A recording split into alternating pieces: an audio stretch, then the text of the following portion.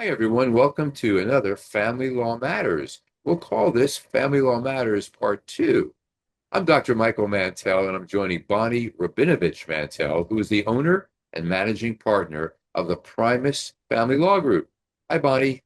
Hi, Michael. How are you doing today for our part two? Part 2. We've never done a Part 2, but last week we talked about co-parenting tools, and you raised some really important and I think eye-opening tools that lots of people may not have even considered. Apps, a class. Tell us about the class again, real quickly. So there's a really amazing co-parenting class which is often, like I said last week, ordered by the court, but you don't have to wait for the court to order it for you guys to do it. It's called Kids Turn, and you take the same class material but separate from each other. So everybody can do it on their schedule, but you're learning the same material as the other parent with whom you're expected to co-parent. And you mentioned a number of apps, but I want to go through those again. But the part 2 of this that extended this was we had a discussion right after we finished filming our last one, and that was this. Are parents required to take the same class, use the same apps? Well, if it's court ordered, yes, because they want you to get the same material. You can Google online co-parenting classes, and there will be a bunch. There's a bunch, but some of them are better than others. Some you get what you pay for kind of thing. And Right. if you're doing the same one, especially one that the court routinely uses, you're learning some valuable skills that you both know. With respect to the apps, if you can't, then you have to use the same one because it won't work. Like you can't cross pollinate, I guess. I mean, if one person's using Talking Parents and one person's using Our Family Wizard, the information's not going to cross over. You got to be using the same app and have this, and it, you know, invite each other to share that so you can have the same access. And if parents, what about parents who say, I'm going to go find my own coach or therapist? Does that mean the other parent has to be in a co-parenting therapy or coaching kind of relationship as well?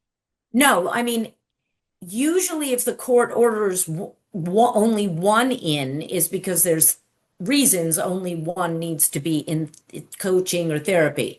But if they feel that there's both, then they will order individual therapy. They obviously do not expect the two parents to do the same therapist. That's a problem. That's a conflict of interest. Um, but otherwise, if you just, as a parent, want to go and get life coaching or therapy, voluntarily, have at it. Go do that. Absolutely. You can learn skills that help how you react to the other parent, and that by in itself is going to alleviate some of the co-parenting issues. And if it's But yeah. if it's not court ordered, and one parent says, "No, I heard bad things about that app," or, "Oh, a friend of mine went to that class and they didn't like it."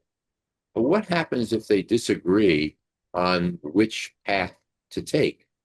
If it's not court ordered, each of them can do a as many co-parenting classes as they want to do to Uh-huh. help them with as many different skills in co-parenting. I prefer when clients do things voluntarily. I think it shows the judge that you're really thinking about things that don't work and trying to make changes for your children's best interests. That's awesome. Who pays for these classes or apps? Each individual, they're not, the apps are not that expensive. The Our Family Wizard, I think, is like $100. Talking Parents is a little bit less than that. Mhm. And these classes are honestly reasonable because the point is to give access to people so that they can help them. So they're not financially burdensome. One parent can't say, "Well, I don't want to go, but if you want to go and you want me to go, you have to pay for it." No, that's not usually how that's done. The court even doesn't do that. They want you vested in it. Got it. And it's, again, it's pretty reasonable.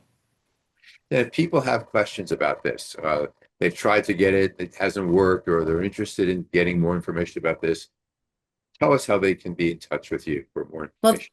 They can reach us directly, 619-574-8000. And if you have any questions about any family law issue, we will put you on my calendar for a free 30-minute telephone or Zoom consultation.